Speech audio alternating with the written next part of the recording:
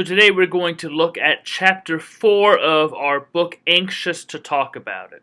So in chapter 4, the author tells stories that have helped her gain a better understanding of the different experiences people have living in the U.S. depending on their skin color. These stories create a glimpse into the lives of others. Perhaps you have your own stories like these. Stories are so important, and you can't base everything on stories. That can be the anecdotal evidence fallacy. But stories can give us an insight and teach us empathy. That's why reading stories is so important to children. Growing up and throughout your whole life, stories, literature teaches empathy. They help you gain different perspectives. Helps you even just for a moment, in a sense, to walk around in someone else's shoes, someone else's skin on. Kind of like the book To Kill a Mockingbird, a Scout and Atticus Finch talk about that. It gives us those opportunities, just that insight into someone else's life. And that's why what we've been talking about so much is taking the time to listen to others.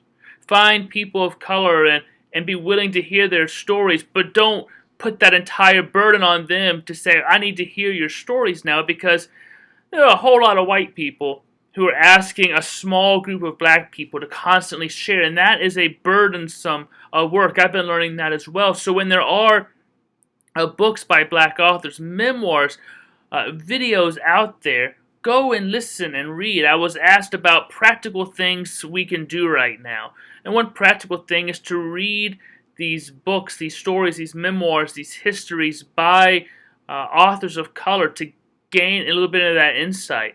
Watch TV shows and movies and documentaries written by people of color, starring people of color that deal with real life issues or just family dynamics. I've learned a lot just from the show Blackish. It's hilarious.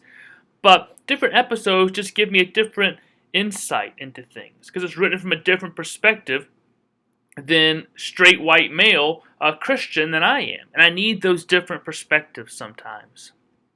So the first story the author tells is she talks about a time where she asked students to share about the first time they broke the law. And most stories were harmless and full of laughter. Things like, oh, I stole a candy bar, and then I felt bad about it and took it back, or I trespassed and snuck into somebody's pool when they weren't home, or little things like that that teenagers do. But all the students in her class were white. Then she tried a similar story-sharing experience with colleagues, but it went very differently. A black woman shared about the first time she was accused of breaking the law, and how bad it made her feel, how that wasn't the last time. These different stories made her realize that memories and feelings about laws and breaking laws can be very different depending on your context. And skin color does make a difference. A story of a young teenager stealing gum or speeding and crying to a police officer were very different when told from white perspectives versus black. There are even different experiences of the law, and this is where I read it, something clicked for me, and I knew it, but sometimes when you read it, it becomes more real. She made the point that we could ask an older black woman about an experience of breaking the law, her first time, and it could be drinking from a particular water fountain, sitting in a particular seat, wanting to marry a white person. That not that long ago, these were violations of the law. That we can talk to people living today who would break the law by swimming in a certain pool that was open to any white students, drinking from a certain fountain, eating at a certain restaurant. These are realities that people alive still today faced. And that really just hit me that when I think about the first time breaking the law, it was probably something stupid. I can't think of too many things I did breaking the law. Sometimes in high school I did stupid things like we would car surf, we stand on top of someone's car and drive around, and that was stupid. But we did it. technically it's illegal. I'm sure I've sped and those kind of things, but it was never a big deal. But I have talked to some of my friends who are people of color, and they talk about their first time getting a speeding ticket, their first time getting even accused of shoplifting, or when they steal a candy bar, and how different of an experience it was for some of my black friends who shoplifted, for some of my white friends who did it. And a lot of them did. It was all these stupid things when we were young, like, oh, you're dared to steal something cheap. It's like a lipstick, a little bit of cologne. It's all wrong. You shouldn't do it. And yet the experiences of both black friends and white friends who did this, and talking with them, were vastly different. Same age, same store sometimes, same community, a very different experience. And I admit, I hadn't thought about those things. I wonder if you have a story about transgressing a law, whether it's running a stop sign or stealing cable or trespassing as a child. Have you ever had an encounter with police when you didn't call them to help, but they stopped you for any reason? How was that experience? Were you at all scared? Did you feel in any way belittled or put down? Have you ever talked to a person of color who was stopped or talked to by police when they didn't call for help? Have you heard their experiences? Now, everyone's experience is not going to be the same. They're not always going to be bad experiences. They're not always going to be good experiences. But it's important to take time to hear those stories and see that maybe there are some differences. Maybe not sometimes. But have we taken the time to hear all these stories? The next story Hessel tells is about this Truth and Reconciliation oral history project she was a part of that's purpose was to allow people who've experienced racial discrimination to tell their stories for their own benefit and the benefit of others who would learn from their experiences, people like us.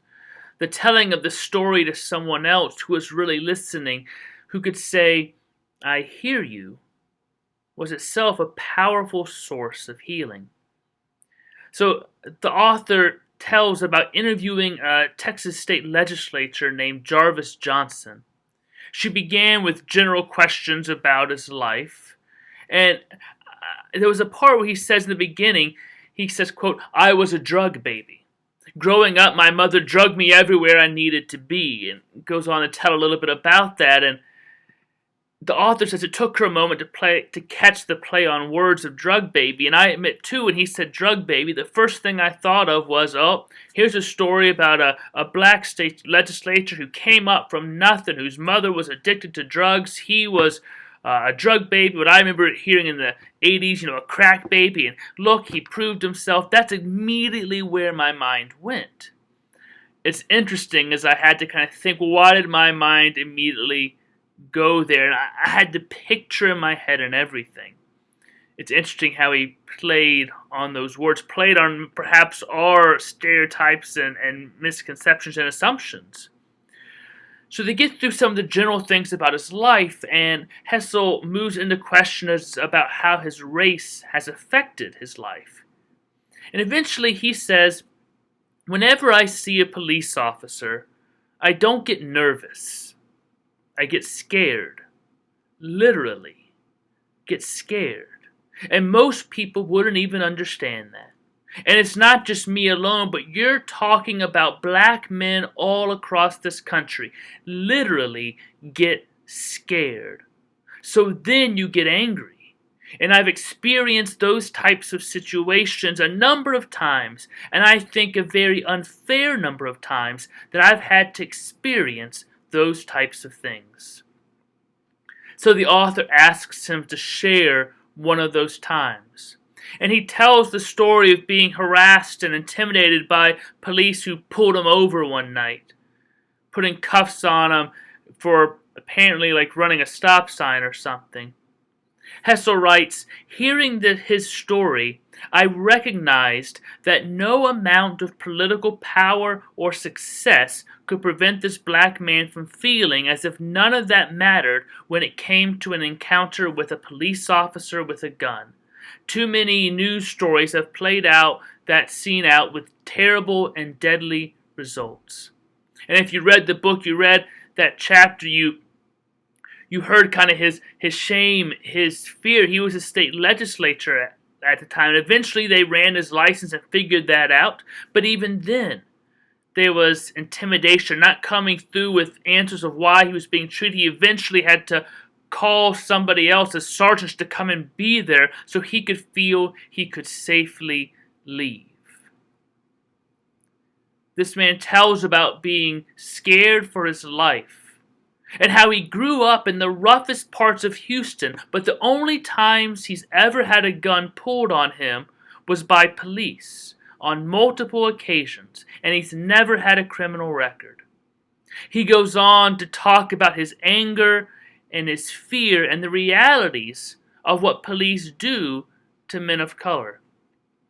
So Hessel writes, if you are reading this as a white person, have you ever been pulled over by the police for speeding? What was your experience like? Were you worried about your physical safety? Did an officer ever point a gun at you? Have you ever been handcuffed and put in the back of a police car? What would you be feeling if you were in Mr. Johnson's shoes in those moments of the story he tells about? Mr. Johnson said that this was not the only experience he had like this one, only the most recent. What if this kind of experience happened to you more than once? What if you were pulled over many times and had an experience like this? So if you read the chapter, you kind of read about what Mr. Johnson was saying when he shared about all the times he's experienced this. But then he went into this litany of other people in Texas and around the country, these cases that happen again and again. Sometimes people aren't innocent. They did break a law, but the disproportionate response was way out of proportion. Sometimes people were innocent. Sometimes it's something small and the abuse that comes from it. I've just seen myself videos over the last few years of young black women thrown to the ground by police officers for swimming at a pool, for small things. You had Eric Garner put in a chokehold for illegally selling cigarettes or something. And so for black men, there's this idea that I might be doing nothing wrong and be abused. I might be doing something small wrong, and the consequences are much more deadly. And it's difficult for white people to make a lot of value judgments about this, because it's easy to say, well, if you don't break the law, you won't get in trouble. But we've seen that's not true either. There are plenty of cases of innocent people who have had these horrible things happen. Elijah McClain, not that long ago. And so it's important that we hear these stories and sit with them and not immediately jump to, well, let's defend the police, or let's defend the black man, or let's assume this, all these things. Just listen and try to understand from those different perspectives. And I know I've heard a lot from police perspectives because I have family who are police. I've gone through training as a state police chaplain.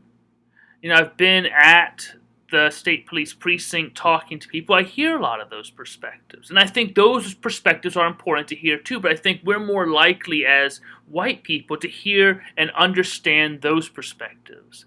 We're less likely to hear and understand the perspective of black men and women who are put in these situations. And that's why I'm trying to be more intentional about hearing those stories, trying to understand, and not make value judgments of all of these people are bad, all of these situations are good. And whenever a news story comes out about some new police brutality thing or issue, I never make a comment right away, because usually there's a lot more to the story. Sometimes it seems like the police actually acted in the right way. Sometimes later along, as more information comes out, it seems like they acted in the wrong way. but I try to jump to conclusions, but I want to hear the stories. And sometimes I realize I'm never going to get the full and complete story. We may never get the full and complete story on some of these different issues. But as more people are filming and things, they come out more. So I'm trying just to listen and understand and put myself in other people's shoes, even for a moment, by hearing and reading those stories. So if you read this chapter, what did you feel when you were reading Mr. Johnson's story? I admit I get angry sometimes. I get angry when power imbalances are abused. Even in books or movies, I get angry and just sick about it. A small silly example in Harry Potter and the Order of the Phoenix, when Dolores Umbridge is kind of the new kind of headmaster in some ways of Hogwarts, and makes Harry Potter do this punishment where he has to write with this magic quill that basically cuts into his skin and writes his punishment. He's bleeding all the time. She has absolute power in those circumstances, and she abuses it to the point of physically hurting this student. And it makes me so mad, because what can Harry Potter do? He can't do anything because she has all the power in that situation. I've always struggled with those kind of power imbalances when somebody can abuse power, and even though they may be in the wrong, there's absolutely nothing you can do about it in that situation. So when someone has all the power and uses that power to make themselves feel big or important, or someone else feel small, it angers me. It angers me even more when people are emotionally, physically, or financially hurt and they have no real recourse. So the reality is there's always a power imbalance with law enforcement. That's why there has to be so much trust between the citizenry and law enforcement.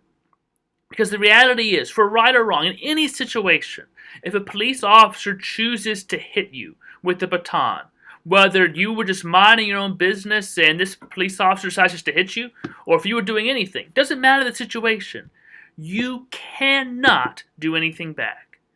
If you feel that police officer was in the wrong for hitting you, you still better just take it. Because if you try to fight back in that moment, there's a good chance you're going to end up dead or very, very badly beaten. There's a complete power imbalance there. And that's what I think angers people, that anybody in that kind of power, military, police, politicians, prison wardens, whatever, they can verbally abuse someone and they just have to take it. It's like the early Jim Crow South and other things when white men would just talk down to black men and women and make them call them sir. They had to do that because they knew if they didn't, there was a good chance they could get lynched. And often they did. If a black man looked at a white woman the wrong way, or the white woman thought he did, he better just apologize and give deference to that, because if he said I didn't and challenged that in any way, there was a good chance he would be lynched and killed. That's the power imbalance that has existed in this country for hundreds of years. And it still exists in many ways today. And I wonder how we would feel in that complete power imbalance. I wonder if you've ever felt so completely powerless that someone else was in the wrong and you could do absolutely nothing about it. You just had to take it and eat it. Maybe you have with a boss who you knew was in the wrong, but you couldn't say anything or you'd get fired.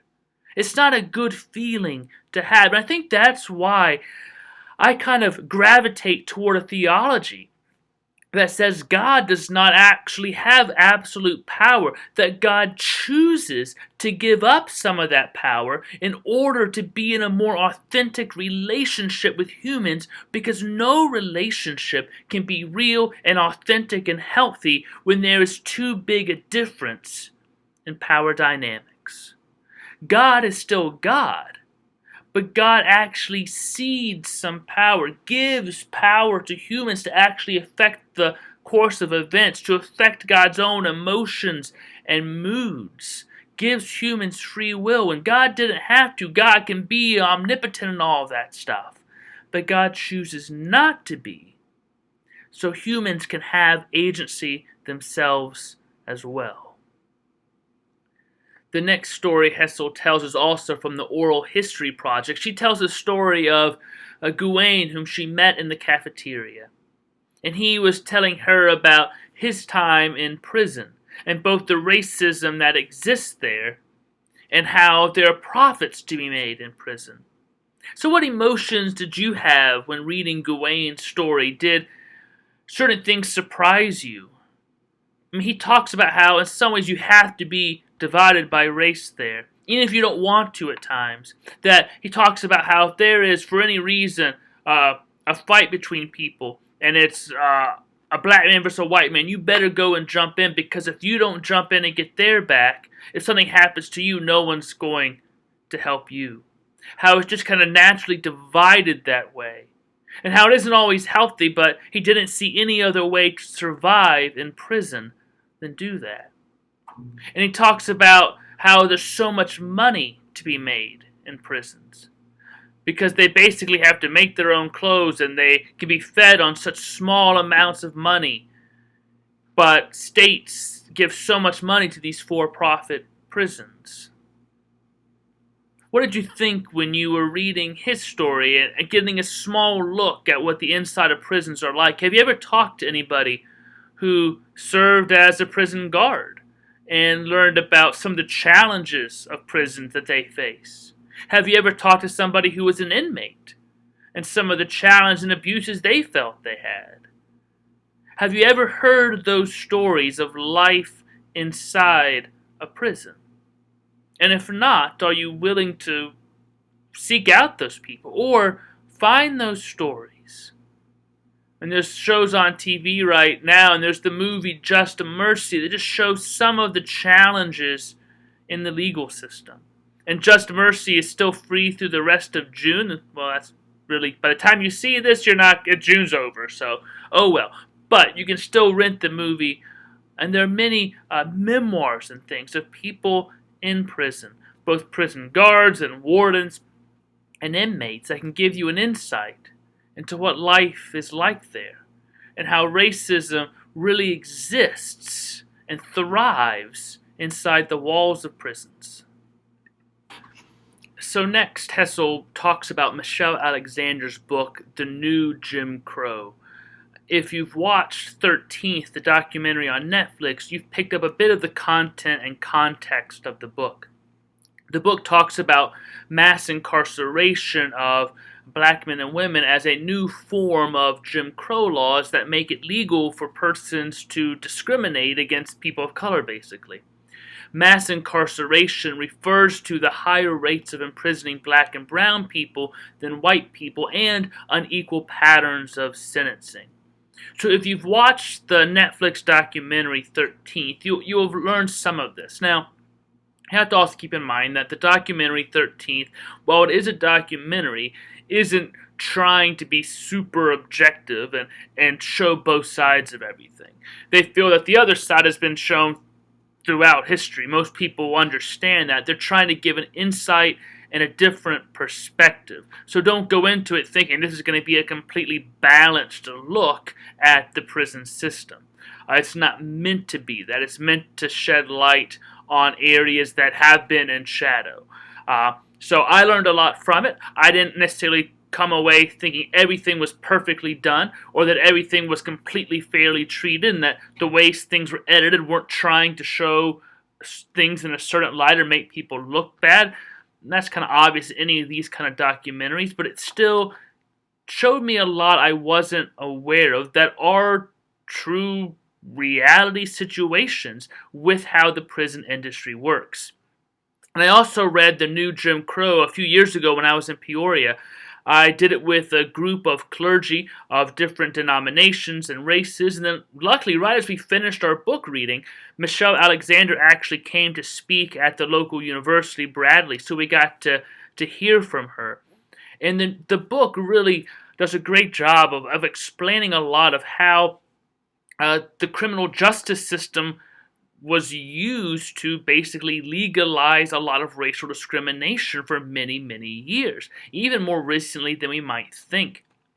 Just small examples of how, You know, cocaine is a more potent version of the drug. Crack is less potent.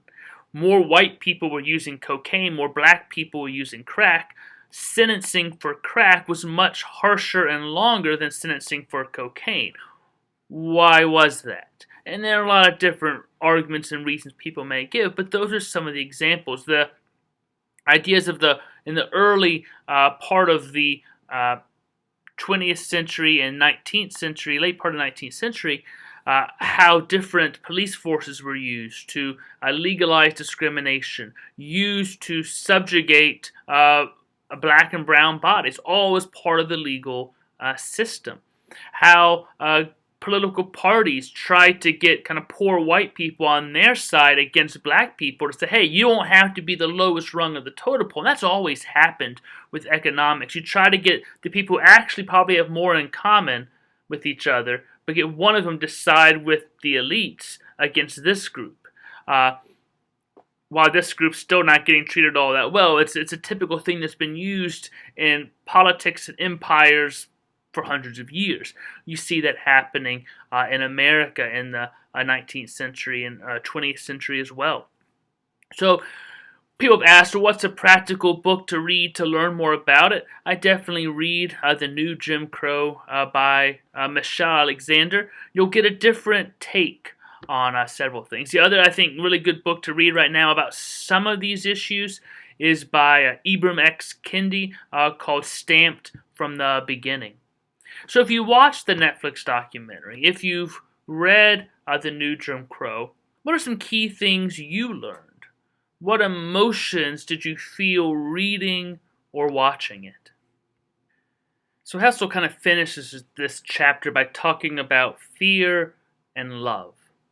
And she talks about maybe why there are some reasons why white people may be more fearful of black people. And she writes, many white people are afraid of black people. White people associate blacks with crime, but what kind of crime makes us most afraid? If it is violent crime, then we should be more afraid of other white people, since white men have been responsible for most of the mass shootings that have taken place across our country. And she goes on to talk about if we're afraid of being robbed, then we should be afraid of white people because they're the ones who have been involved in the larger financial Ponzi schemes, and Bernie Madoff, and even goes on to say about politicians. She writes, politicians who are paid by taxpayers to serve the public interest can use taxpayer money, in effect stealing from the public, to protect corporate interests instead.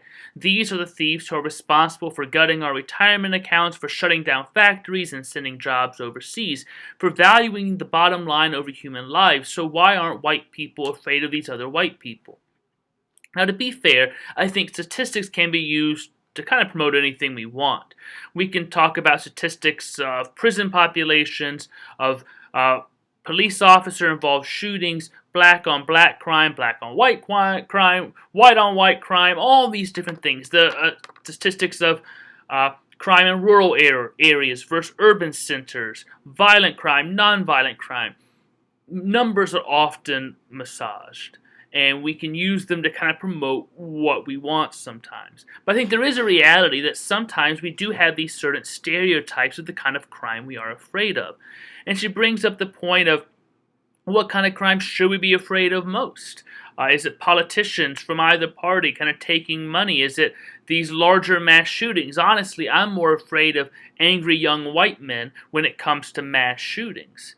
But there are other ways to be afraid. I don't think they're mutually exclusive. I don't think necessarily white people aren't afraid of these other types of white people. I think many people are about politicians and the ways that their rights could be taken away, or how funding is used.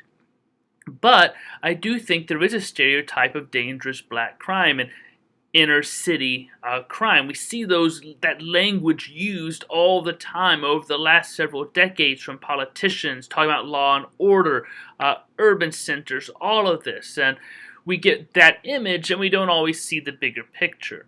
And there's a reality that when people are asked to picture a criminal, white people usually picture a black person.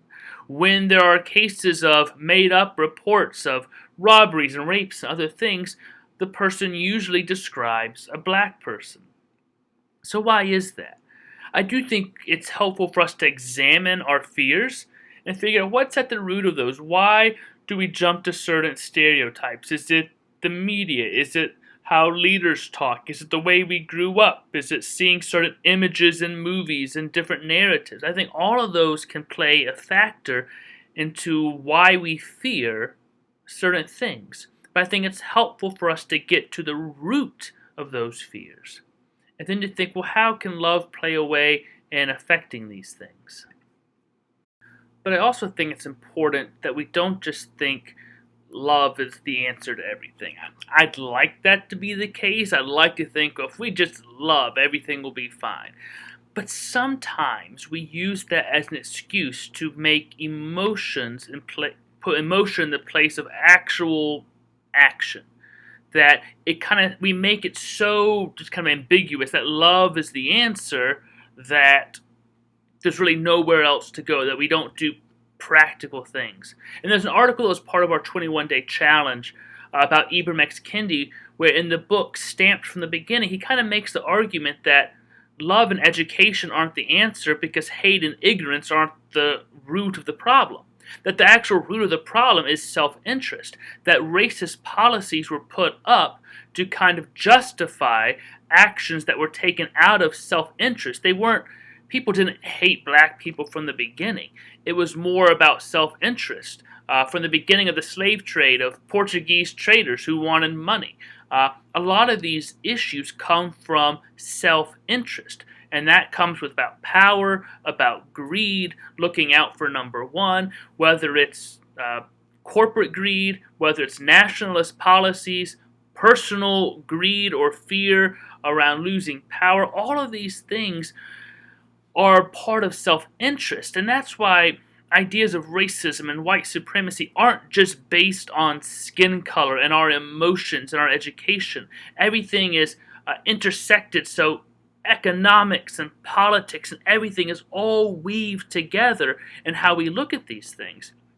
And so while love and education are important, and hate and ignorance are key factors in this, we also have to get at the self-interest, which comes from politics and capitalism and economic policies and how we do power. All of this, as the history of the world, is rooted in self-interest of nation-states, of religions, of individuals, of companies and corporations. All of this plays into it. So while love is an important thing to think about, how we treat each other with love, we also have to be careful we aren't just making this emotional plea and not getting to our own ideas of self-interest and not dealing with the root problem. There was this great scene in the movie Moneyball in which the manager of the A's, Billy Beane, is asking, all right, how do we solve the problem? And basically the idea of they don't have enough money to pay Jason Giambi. He's leaving to join the Yankees. And so everybody's saying, well, we need to account for 40 home runs and 100 RBIs. And Billy Beane's like, that's not the problem. Well, we need to find a way to do this. And he keeps saying, that's not the problem. That's not the problem. Until he finally identifies the problem. Some teams have a lot of money. Some teams don't. And until you figure that out, it's not going to matter who you're putting into the lineups. We have to get to the root of the problem. And the root of the problem of racism isn't just hate. That's too simple. It isn't just ignorance. That's too simple. It comes down to the great sin of all of human history, self-interest. So ultimately, this chapter was about stories and about emotions of fear, of anger. And I think we all have those emotions around race. I know for myself sometimes when I hear things about white supremacy and stuff, sometimes I just want to push back and say, well, I think you're wrong on this, you're going overboard, I get angry, I feel guilty. And I do think sometimes we end up tying the ideas of race with terminology that aren't helpful because there's white supremacy, but it's not just that people think white people are better, it's actually the idea of the dominant culture. There's always a dominant culture, and that reigns supreme. It's not always people think they're actually better sometimes, but that culture reigns supreme, and the problems with that culture are always going to marginalize others. The reality is, for basically the most of the world, European white culture is the dominant culture. English is one of the major languages spoken in business and trade. European culture has affected the whole world when it comes to business and other things. Because money drives the world, those ideas of business practices, the culture of kind of white European, Western Europe, United States, that becomes the dominant culture. And therefore, it's sometimes seen as this is the right way to do it, and not holding space for other cultures. And sometimes I get defensive about that. I get angry looking at things. I get scared sometimes around issues of my race, other races. And I think hearing stories helps us humanize each other, takes away from them, helps us to see them as us.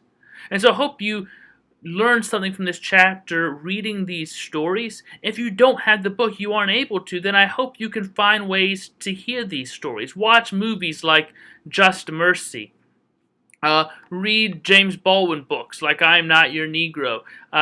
Go through the 21-day challenge and just hear some of these memoirs. Read the book by Austin Channing Brown, which we're going to read next, I'm Still Here. These are all ways to hear stories. Or reach out to friends you know. Don't put too big a burden on them. Try to find resources that are out there that tell these stories. But take the time to listen to the stories.